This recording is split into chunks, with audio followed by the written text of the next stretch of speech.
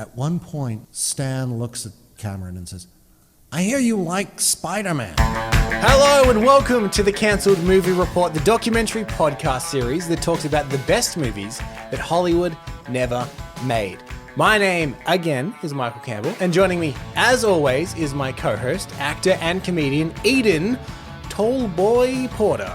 That's my name. Don't wear it out. Thank you for having me, Cambo. So this is what I'm thinking, because podcasting, audio medium, obviously.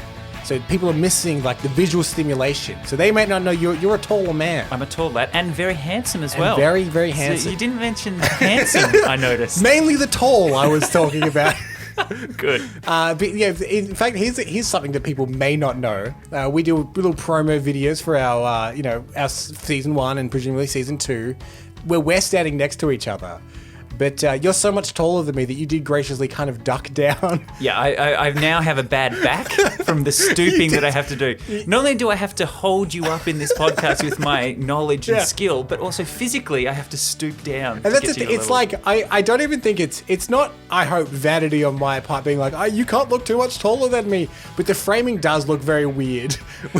We call it the Tom Cruise complex. Yeah, exactly. Yeah. It's like, I notice you do wear big shoes, Cambo. Very big shoes. Huge platforms. It looks like something out of the 70s. So this week's episode, much like Superman Lives before it, one of our most requested projects to cover. Oh, it's a big boy. It's been requested by Daniel Quacker, Chris Saunders from California, Luke Judd from Victoria, Thomas McCoy from Scotland, Nick Kurtz on Instagram, to name but a few. It is our second most requested film to cover behind Superman Lives. We're going global, Campbell. That's from every corner of the world. So we don't want to leave them waiting. We don't want to leave you waiting.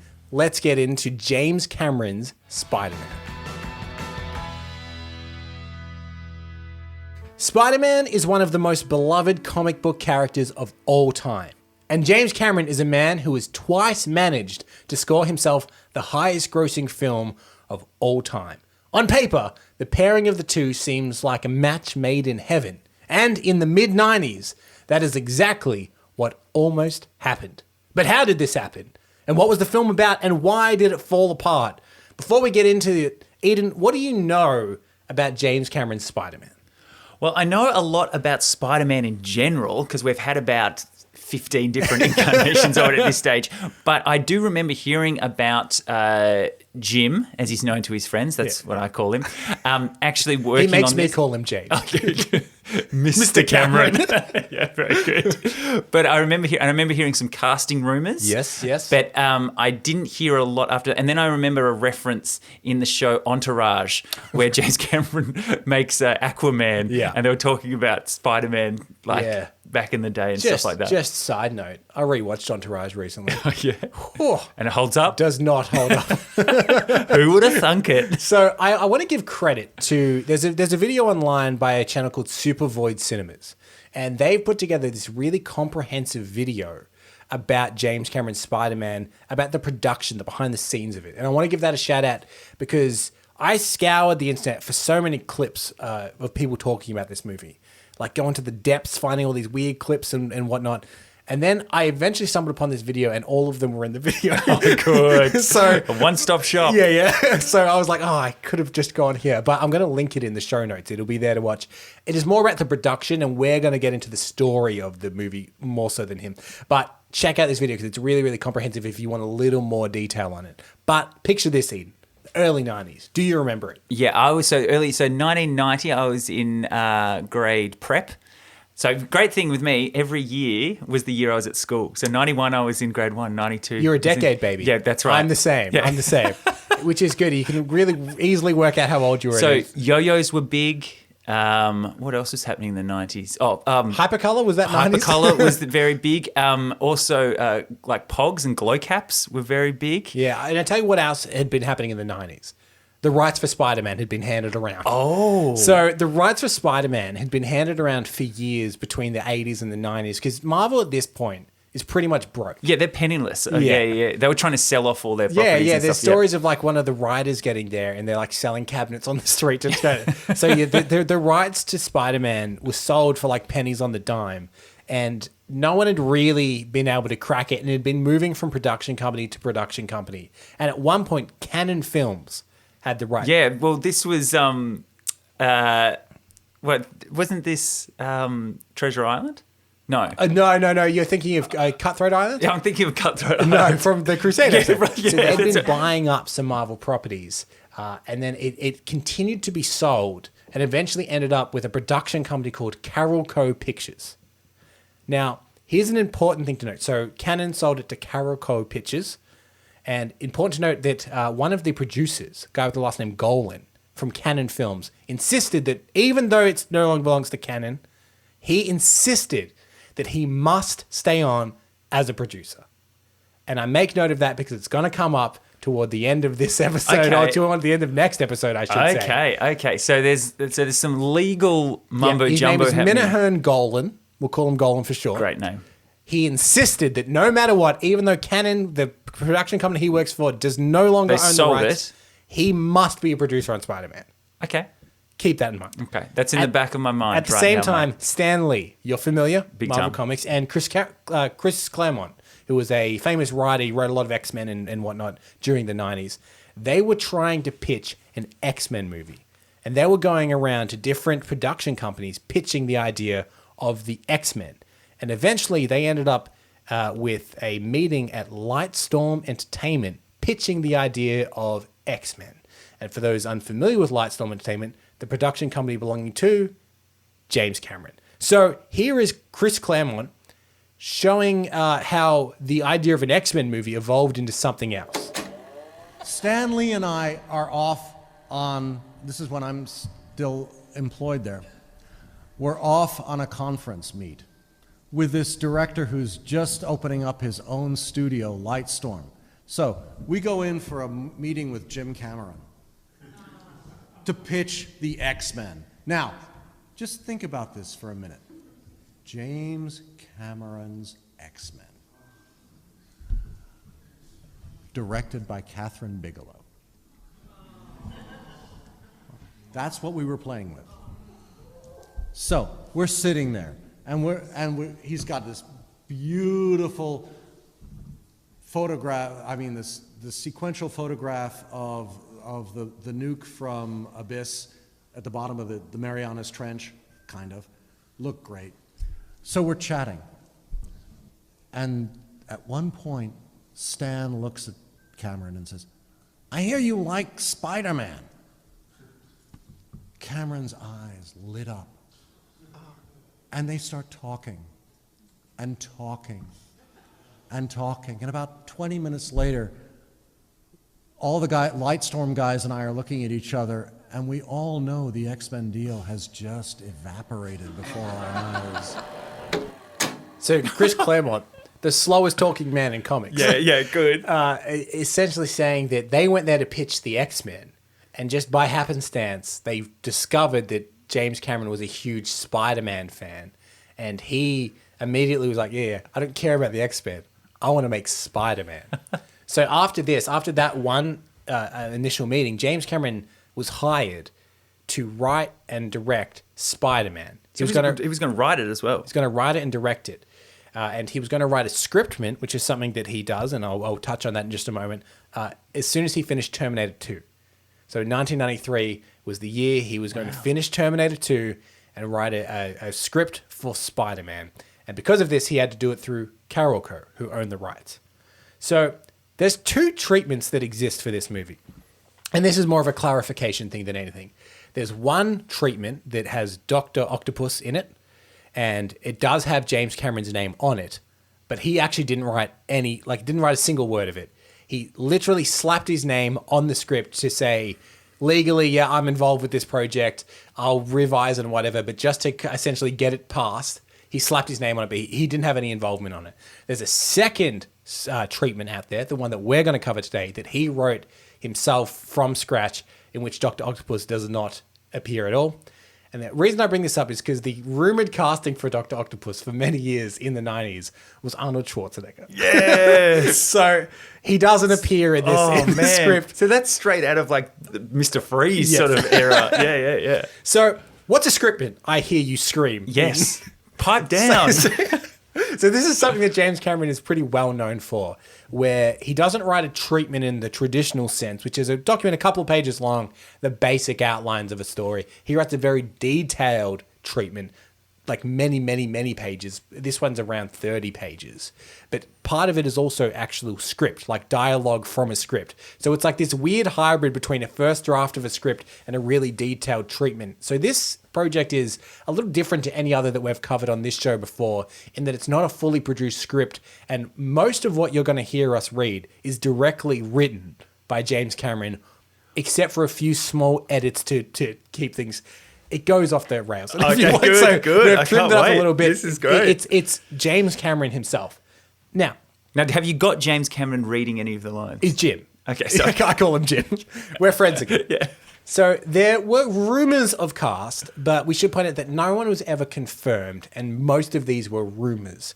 And some of the casting seems to me like fans of James Cameron fan casting it, some yeah. things. But it is somewhat accepted that at the time, the front runner to play Spider-Man, to play Peter Parker, are you aware of this? I know who this is. Yes. Leonardo DiCaprio. Good Leo. Good old Leo. He was the front runner. There was talk that James Cameron also wanted Edward Furlong. Obviously, he yes. just worked Worked in in Terminator. Terminator, yeah. But the scuttlebutt around Hollywood was Leonardo DiCaprio. Leo himself had said... What had Leo just done? Had he done the it beach? would have been Gilbert Grape. I Gilbert believe. Grape? Yeah, so he's coming off that like early buzz. Yeah, okay. You know how like they get an early Oscar buzz and they stick him in a spandex suit. Yeah. So, Leo even said once that he's like, I don't remember ever properly auditioning, but I do remember there was a lot of talk about me doing this. The role of May Parker was reportedly set for Maggie Smith. Oh, wow. Mary Jane Watson was Robin Lively, an actress I'm not overly familiar with. J. Jonah Jameson was R. Lee Emery, who you might remember. Yeah, of course. The drill instructor. Yeah, exactly. Full Metal Jacket. Great casting. That would have... Oh, my God. That's inspired. Yes. Now, this is where I think this has been fan cast a little bit. Sandman appears in this film, and apparently he was going to be played by Michael Biehn, who is a James Cameron regular. Yeah. And then Electro also appears in this film. It's two villains. And he was reportedly going to be played by Lance Hendrickson. Oh, wow. So, again, they do suit the character somewhat, but it does Yeah. seem like people are like, who does James Cameron always cast? Yeah. That's It's probably going to be what role those would two. they play? Yeah. So that is the reported cast that was going to be involved in this But movie. there's surely not that many villains in it. There's two villains. You'd have to be insane to put more than one villain in a Spider-Man movie, wouldn't you? So we're going to get into the scriptment by James Cameron, as written, like word for word, by James Cameron, with some reenactments. So let's get into it.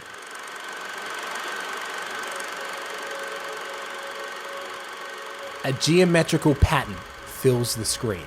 Silver threads in moonlight, parts of a spider's intricate web. It moves slightly and we see behind it the glint of an eye. Pulling back, two eyes blinking in the darkness behind a mesh of fishnet material. Continue pulling back to reveal a face shrouded in darkness, covered by a web-like pattern. Obviously, we're starting to see Spidey's face. yeah.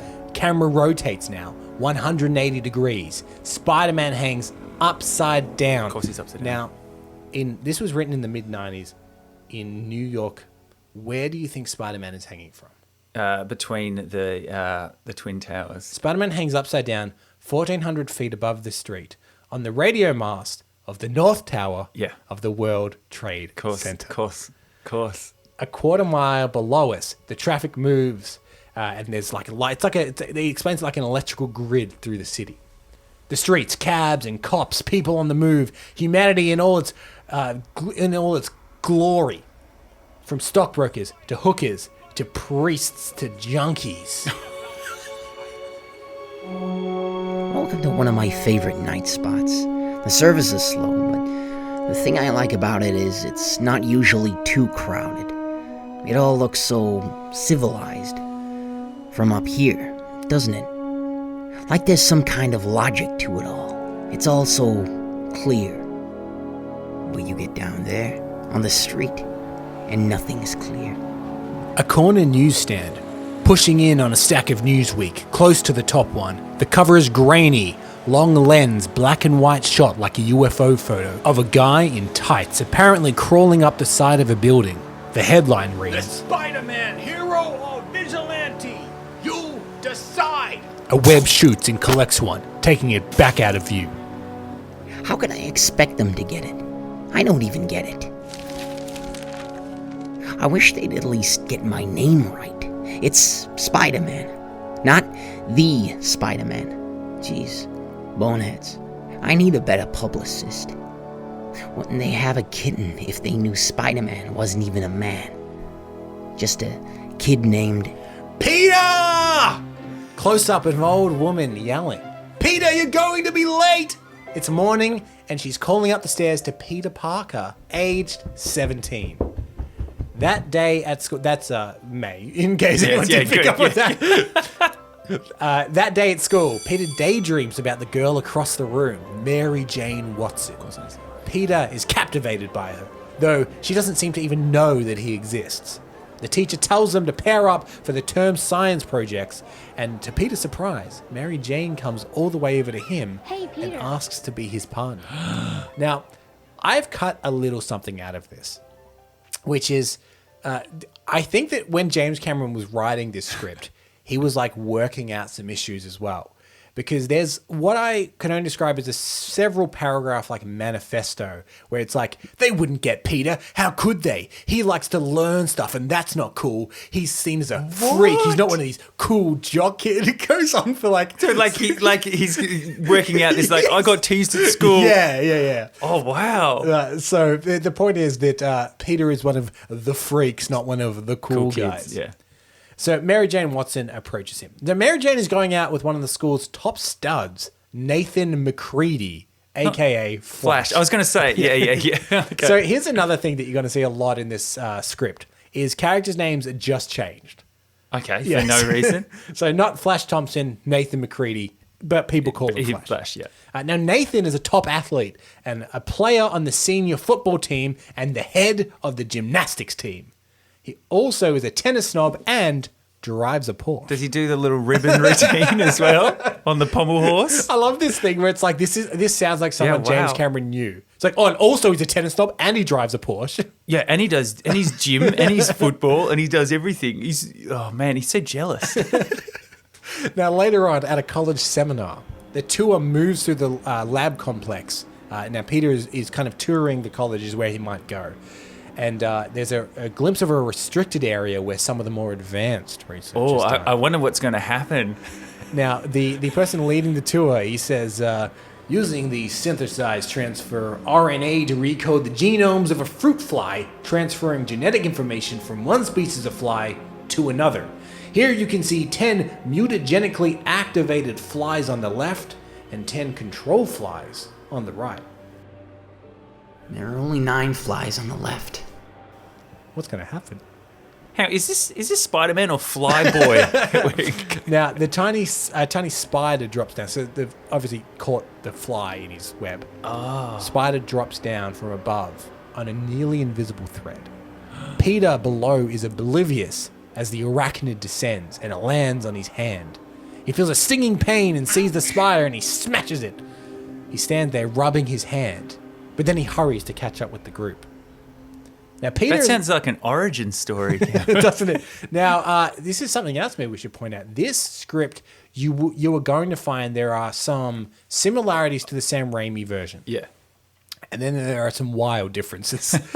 Because what was Sam Raimi's was 2002? Yes, written by David Cope, who's the screenwriter in that. And David Cope, I believe, almost was going to give James Cameron a story credit because there are elements that do bleed over. Okay. But you're going to realize about halfway through that they take a wild turn. Yes, I love wild turns. Now, Peter's on the subway on the way home, and he's rubbing his hand, which is red and swollen.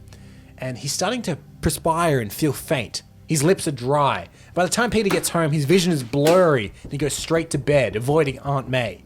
He pulls off his clothes and staggers towards the bed, but collapses on the floor.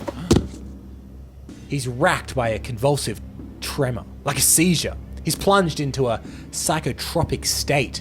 In the abyss of darkness, visions which yawn beneath him. A David Lynch bio-horror montage of Spider-World. Shadowy images of the rooftops, crawling over buildings and fences, leaping through the dark air. Peter awakens in the sunlight. So he's having like Wow. weird, trippy spider dreams. So you notice how he put a abyss in there? Yeah. Just snuck that in. It was a titanic dream he had. And then in brackets, it just says Terminator 2. Yeah. He's got lazy. Yeah, good.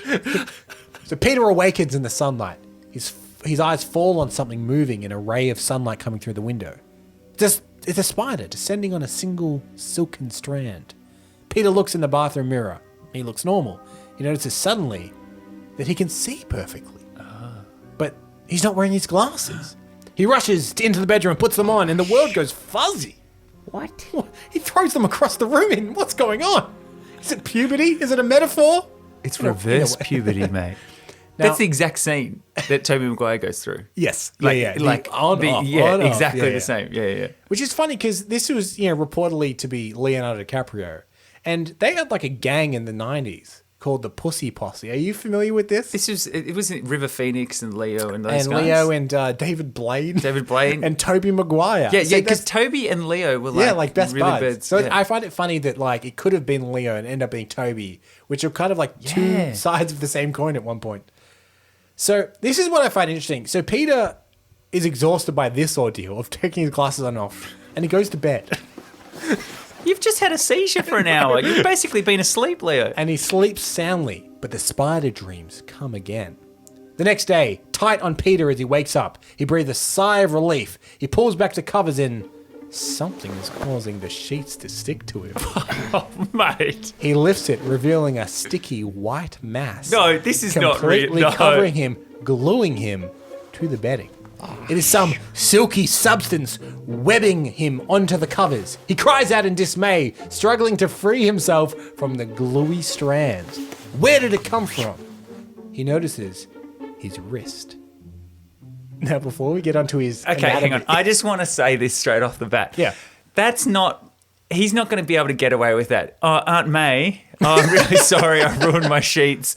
I've just got some spider webbing that's come out of my wrists. No. But it is clearly supposed to be a wet dream, right? Like, 100%. yeah. which is if Aunt May knows it. If I Uncle remember Ben knows it. my MTV Movie Awards spoofs is a joke they had when Jack Black played Spider-Man. Is it is like, oh, Yes. it's not all webbing. Yeah, that's exactly right. So really, they've hit the nail on the head on the comedy. Yes. yeah. Jim Cameron. I call him he's- Jim. Yeah. He can. Mr. Cameron's known for his gags. So he notices his wrists, almost invisible slits about 1/4 of an inch long. He pushes the skin next to the one of the slits, and a dark shape the size and color of a rose thorn emerges from beneath the skin, and it shoots a jet of liquid silk into his face. So this Right is in the where, face. That's the money shot, right? Well, interestingly, this is where the organic web shooters originated, which is something that was in the Tobey Maguire, Sam Raimi Because movie. it's never organic. It's always he invents it himself, invents it, yeah. and he runs out sometimes when he's doing things, and he has to. It was kind of a point of contention with some long-term Spider-Man fans, the idea that he has these organic webs from the Sam Raimi movies, but it came from James Cameron. I think he doesn't have it when he gets the symbiote. When he can have infinite when he has the symbiote. And interesting, on him as well. after the movie came out in the early 2000s, in the comic, it changed. Oh wow! Yeah, Oh, they like because that was the big thing. Everyone knew that now. Yeah. So that happens a fair bit in comics. Like if a movie gets popular enough, they change the comic to be more like the movie. So he gets out of bed and he pulls the silky webbing off himself, realizing how strong the stuff is. He looks again at the horrifying spindlets on his wrists. He's hyperventilating, freaking out. Peter bangs out of the back door of his house and starts to run. Anywhere, trying to get away from himself, away from what's happening to him. It's very angsty, isn't it? So angsty. It's like a John Hughes movie we've got going here. He runs and runs in a blind frenzy, not realizing how fast he is going. Peter shoots through the trees and bursts onto the street. So, like, the trees along the side. He doesn't jump Jump through a tree, yeah. But still, could Spider-Man always run really fast? Was that one of his? I don't remember It that. seems like one of those vague things. You know how he's like vaguely strong? Stronger? Yeah. Yeah, okay. So right in front of he leaps through onto the street right in front of a speeding delivery truck. Peter leaps. The truck roars on, horn honking. Peter realizes that he's 20 feet above the ground. He yells in terror. He's sticking to the side of a perfectly smooth building. Does it say perfectly smooth? It says perfectly smooth building. He's not holding onto a little crack or anything. This is perfectly smooth. By the palm of... so he's hanging on by his palms of a perfectly smooth building. He's 2 stories up. He's like a cat stuck in a tree. He doesn't know how to get down. Several scenes follow. It's a bit of a montage. Montage, yeah. Is this Peter- like the Go Web montage? Yeah. Go Web, go. Yeah. Away, Web! Peter's realizing his new physical powers, strength and agility. He picks up the back end of a small car by its bumper. Is he dreaming? That's what he's written here for some reason. He finds a position in his hand which seems like to trip the spinlets with his wrist, which is the classic Spider-Man, the thwip little hand motion. The fluid jets under pressure like a shot from a squirt gun, and he tests it. Can't break. Peter shoots some up a tree limb and hangs from it, swinging back and forth. So he's starting to get the swing in. Yeah. Cut to Peter at school. His sleeves pulled down. Nervously looking around, he's hiding. Because he's a freak, you see. Exactly. All the jocks they'll murder him. They don't understand. Yeah, mate. In biology class, he tells the teacher he wants to do the term project on spiders. Mary Jane is aghast. That's a word he's actually used. No, it's not. She thinks they're revolting. Peter just wants to know more about them. This like sweaty kid, like I just want to do my project on spiders, sir. And then the hot chick's like, spiders are gross. I find them interesting. I just want to know more about them. I just want to say one thing. I would never date a spider. I'm just going to put that out there. I hate spiders, and I'd never date some sort of half man, half spider. But what if he was just misunderstood? He's not one of the jocks. He would have to be really misunderstood. So Peter is in a junkyard after school. And he's making sure no one is around. And he starts practicing his shooting silk. That night, he's working on his homework and the window is open. He looks out into the darkness. It beckons him. The darkness beckons. It beckons him. Now, Peter is leaping from roof to roof. He shoots some webbing onto a light stand and slowly lowers himself onto the street, perfectly landing. He bows theatrically to nobody. And then this is written in bold. This is great. Again, not my words. These are the words of Mr. Cameron. Yeah, correct. This is great. So he goes to Mary Jane's house. He drops down from the roof and looks in her window like a creep. This is massive stalkering. She turns off the light and she thinks that she is unobserved. And she strips off her clothes. What? She slips into the bed in just her panties and a t-shirt. But even this forbidden glimpse is too much for Peter. He loses his concentration and the palm from the wall, like his grip on the wall, it slips and he crushes into the rose bushes. He's bounding from the darkness as the lights come back on from the house behind him. That is setting up creeper vibes, It's mate. so many. There's like, I understand that the whole Spider-Man thing is like a metaphor for puberty. Yeah. I understand that. changes in the body. Yeah. He's already had the wet dream. Yeah. But like even the Raimi one is like that, right? Like it's like, oh, you're just going through some changing. Changes, yeah. This You're getting one is- hair where there was no hair. Yeah. You're starting to have odd feelings about girls in your class. And flies. And the darkness beckons you. Yeah. But yeah, just a light casual sex crime. Yeah, okay. Now, Peter figures there must be some way to make some money with his newfound powers. Peter has a piece of cardboard and a magic marker, and he writes, "Human spider," on the cardboard. He thinks about it. Nah. He turns it over and writes, "Man spider." Nah. He gets another piece and writes, "Spider-Man." Nah. He turns it over to write something else, but then he turns it back. That's what's written here. Oh, really? It says, Now cut to the sign leaning against a light pole on the boardwalk Rockaway. Peter has a black fishnet stocking over his head and is dressed all in black. He starts climbing streetlights and doing gymnastics. Peter's back in class, drawing in his maths notebook as the teacher drones on at the whiteboard. He's drawing a costume. We see several bad designs. We cut to Peter working on the costume. He buys a snappy lycra dance skin at a dance studio.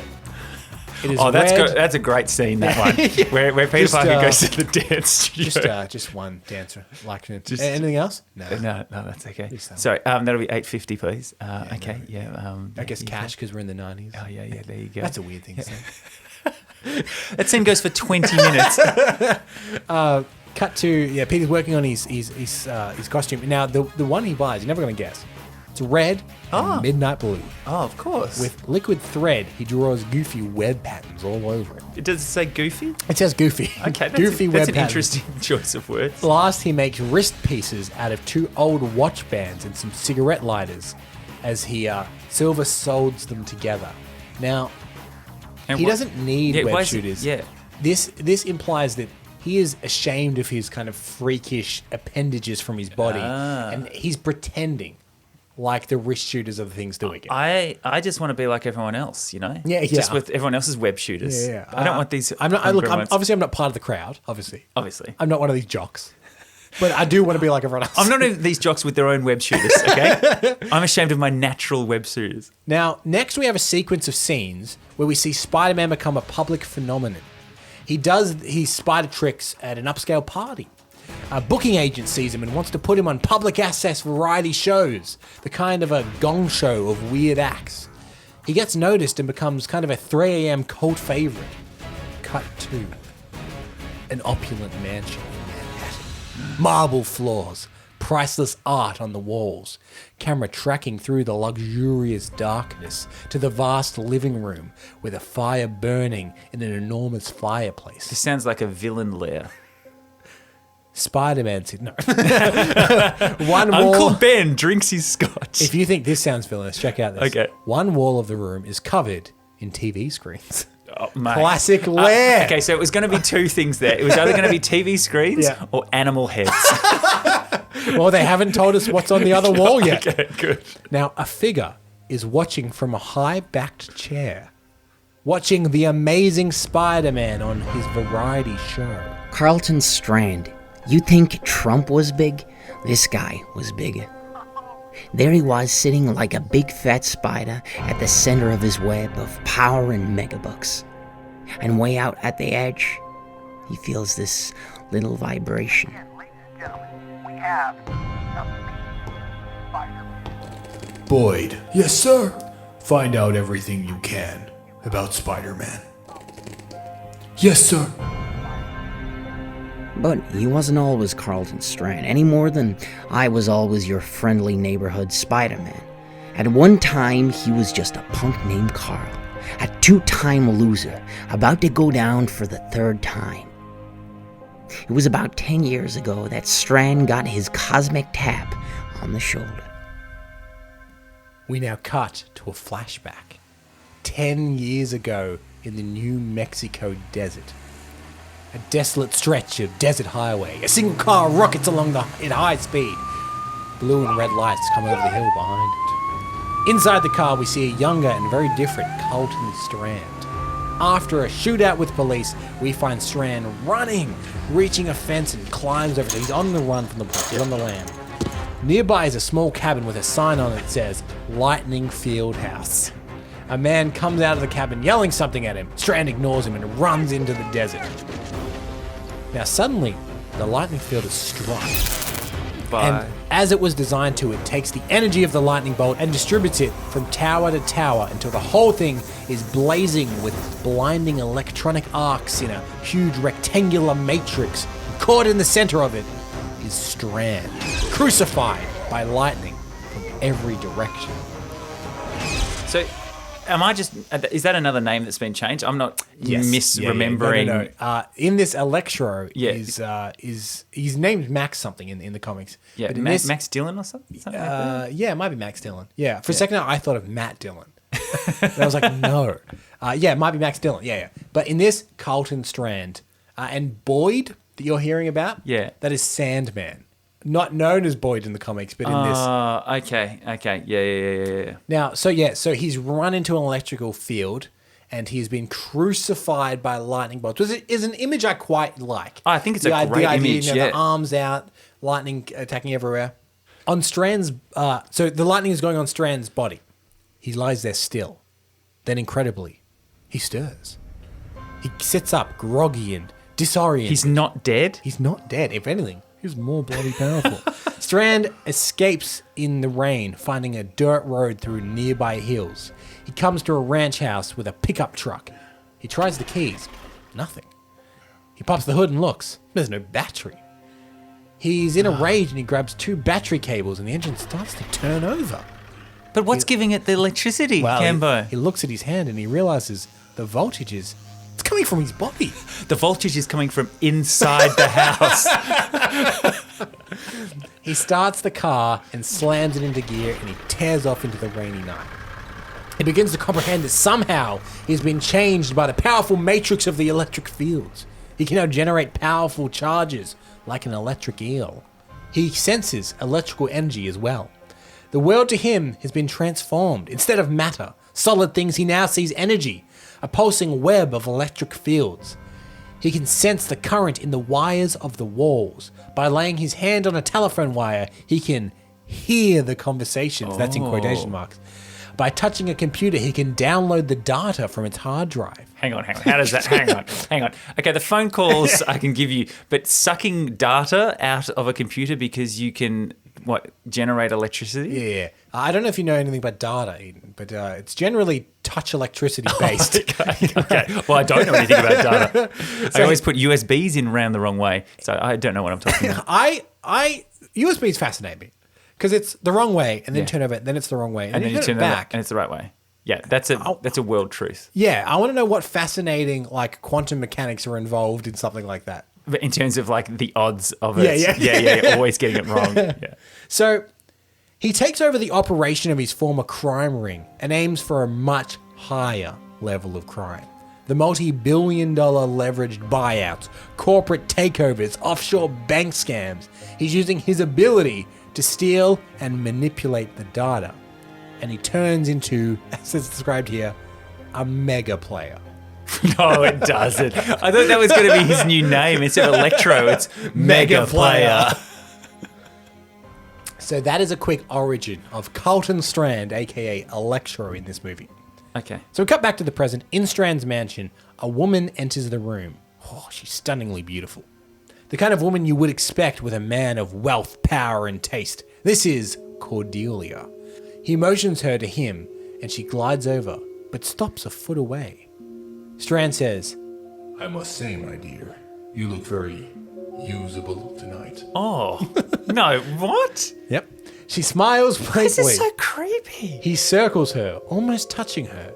His hands move over her, inches from her skin. He leans close and breathes in her scent, but he cannot touch her. She opens her silk robe. Underneath, she is wearing a rubber wetsuit. What? He touches the rubber, running his fingertips over her. We hear a faint crackling of electricity. She seems excited, but a bit apprehensive. Strand says, I want you, not rubber. What is going on here, Campbell? No, Carl, says Cordelia. Yes. Strand doesn't like the concept of no.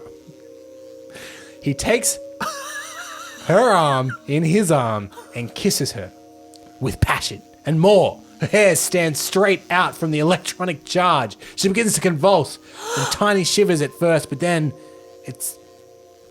like epileptic. It's a badly written sentence. I just had to reread it. Yeah. Suddenly she goes limp. Her eyes stare fixedly at the ceiling. Strand. Shit. He drops her on the couch. Strand's there in misery and isolation. Strand has the Midas touch. He has everything and nothing. His electrical sense gives him the power to manipulate computer bank transfers, the stock market, etc. Etc. Yeah, good. Etc. To make himself a billionaire. He'll fix that later. to sit at the center of the world's greatest electronic web and feel its vibrations. Well, he's a mega player. So he has everything. Yeah. But he cannot touch another person or shake hands without a great effort of will to control his electronic potential. And if he lets his guard down in an intimate moment with a woman, he will kill her with a high voltage discharge. His love is deadly. Does it say that? His says love that. is deadly. His love is deadly. Wow. So he has learned to live without love, without the comfort of human touch, emotion, contact. So he has nothing. So did he just kill her? He did. Wow. He quickly unzips the front of her wetsuit and puts his hand over the rubber. Zap! Her body arches. He steps back, scowling, impatient. Her eyes flutter open as she struggles to breathe. So he's given her... He's done the old clear. If he can jump a car, he can jump a woman. You can jump a heart. Yeah, exactly. And Cordelia says, I don't know how much more of this I can take, Carl. I thought he was going to... Carl is not a good villain name. I thought he was going to, like, just throw her on the pile of wetsuit-clad women in the corner of the room. No, It's just like, we've got another one. This is a bit of a point about Carlton Strand throughout this movie. He loves Cordelia. Oh, okay, so he's a Cordelia- one-woman kind of guy. I know what you're thinking. Spider-Man movie. Where the bloody hell is Spider-Man? I've forgotten it was... I thought this was a mega player movie. Mega Player 1. Peter starts slipping as a student, missing sleep, feeling the strain of a dual life.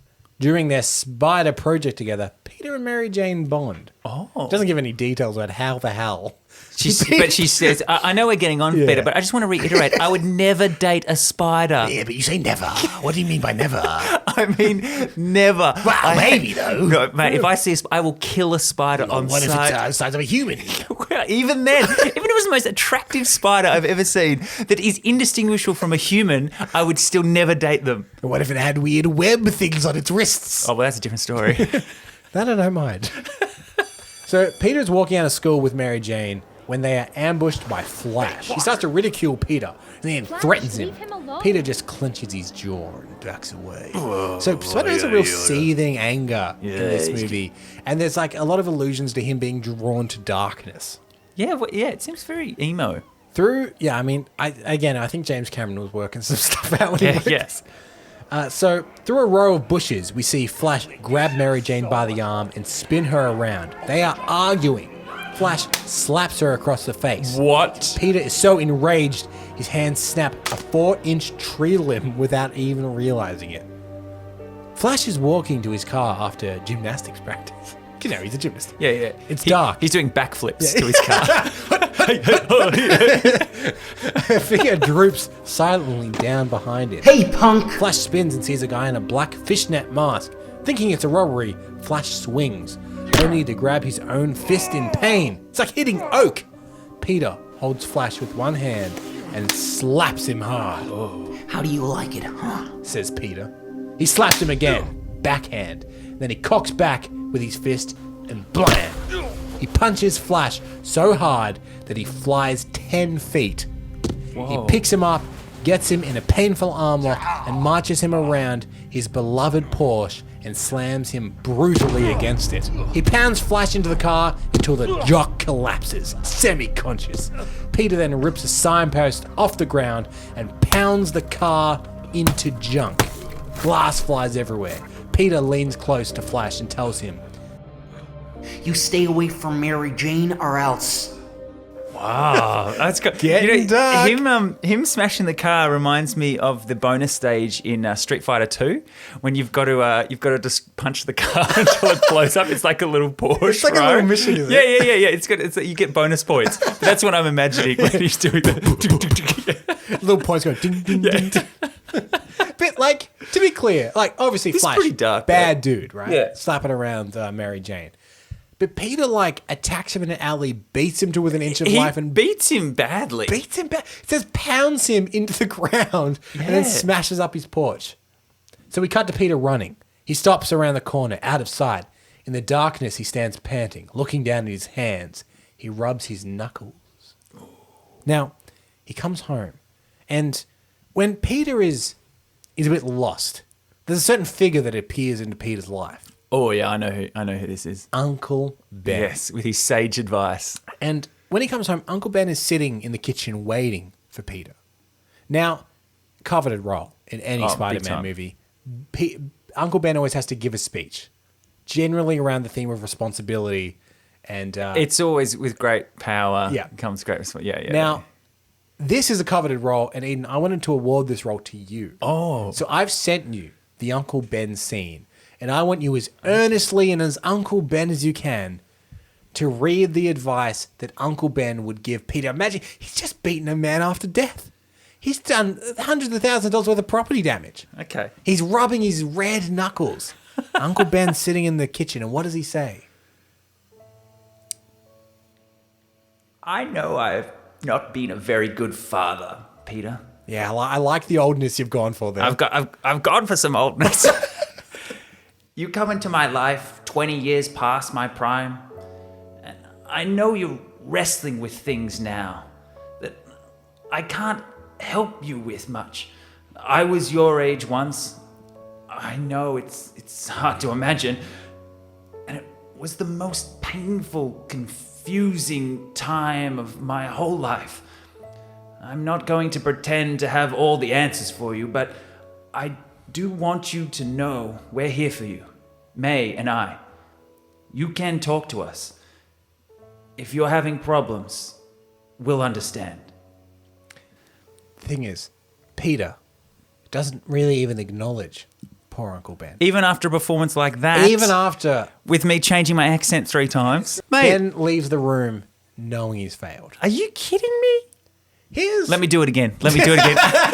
I can take another shot at this. That was a cold read. Let's do it again. Here's the thing. Up until the Tom Holland era of Spider-Man, why did we all collectively assume his aunt and uncle would be so old? Yeah, that's true. Because when Marissa Tomei was cast... Oh, yeah, everyone was like, oh, she's young. But then you kind of do the maths and you're like, oh, yeah, she could be... Because she would be the same age as his mum. Yeah.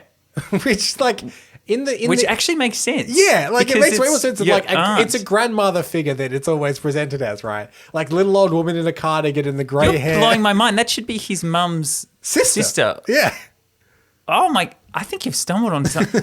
That's really strange, isn't it? It's really, and like a lot of what Ben is saying in that speech is like, I know I was 20 years older than whatever. That's like a parental gap. yeah, massively. Yeah. So obviously Spider-Man's conflicted, a cornerstone of any Spider-Man story. And James Cameron did shed a little light on what he wanted his Spider-Man to be about. What did Jim say? It's really about identity. It's about identity and values. And when you're 16, 17 years old, you're not accepting what you've been told. You're creating your own value system, and everybody does. And if you can do anything you want and nobody can stop you, and you're 17 years old, you better have a pretty good value system or you better find one. So that's the concept he's trying to play with here. It's all about Peter struggling with his values. Now, with that in mind, I'm going to tell you the next scene. Peter, boy of 17, what do you think he's doing next? Strip club. Spying on Mary Jane. I was close. I was pretty close. That's what this sentence says. Spying on Mary Jane, the girl of his dreams, he discovers that her home is a living hell with mean-spirited and abusive parents. Now, here's the thing. Oh, He's wow. obviously trying to help her, but he is spying on Mary Jane. Yeah, this is too creepy. Now, after another successful spot on TV, Spider-Man... I thought you were going to say, after another successful spying on Mary Jane, Spider-Man finds himself- sheets again. After another successful spot on TV, Spider-Man is leaving backstage when he's approached by the most beautiful woman he's ever met. What? Cordelia. Oh, not Mary Jane. She appears out of the shadows and hands him a note. It says, "There are others like you." Oh. There is an address and a time for a rendezvous if he wants to learn more. He looks up and the woman is gone. That's right, he'll spy on her later. She was wearing a full-body wetsuit. She jumped into the Hudson River and swam away. Suddenly, a large hand grabs him and spins him around. He confronts a solidly built guy in a trench coat, a hat pulled down to shadow the mean eyes. This is Boyd, who we heard of earlier. His hands are huge. Peter tries to shrug off the grip. but he's surprised. He can't. He punches Boyd in the stomach, but his fist sinks into it, up to the elbow. He pulls the hand out and sees that it's covered with sand. Enter Sandman. It doesn't say enter Sandman. It says No, it doesn't. Enter Sandman. Boyd slams Spider-Man in the jaw with a roundhouse haymaker. He's writing like a 1950s comic, isn't he? Yeah, Like, it's she was aghast. He gave Yeah. him a real roundhouse haymaker. Hey, this dame came in, gave me a note, see? Spider-Man is slammed back against the alley wall. One more solid roundhouse and Peter is on his knees, gasping. Peter kicks Boyd in the face, but his face dissolves again into sand, which runs down, his whole body losing its form, dripping into a puddle of sand, which drains and grates down into the tunnel below the alley. What? Who do you think that was? Well, we have come to the end of part 1 of James Cameron's Spider-Man. We hope you enjoyed this episode, and we would love it if you could subscribe on Apple Podcasts, Spotify, Google Podcasts, or wherever you like to listen. It really does help us get discovered in the charts. It would also be terrific if you could leave us a 5-star rating, or most importantly of all, tell a friend. We are completely independent here at Cancelled Movie Report, so your support really does mean the world to us. Hey, what do you think of the movie so far, and have we missed anything? We'd love to hear from you. You can always get in touch with us via cancelledmovies@gmail.com or @cancelledmovies on all of the socials. And hey, maybe there's a cancelled movie project you've always wanted to hear about. Why not let us know? You can fill out a form in the episode description alerting us to a project, and we may just give it the Cancelled Movie Report treatment. I'm Michael Campbell. I've hosted and edited this episode, and Eden Porter was my co-host too, and we both produced the show. We would also like to thank our amazing voice cast, which are all listed in the episode notes. And make sure you are listening next week for the conclusion of James Cameron's Spider-Man. But if you can't wait, here is a little sneak peek. It's spider sex scenes. So just a second. What? This The hell was that? is It's spider Are you bondage. kidding me? That is quite possibly the worst sex scene Yeah. I could ever think of. But until next week, take care.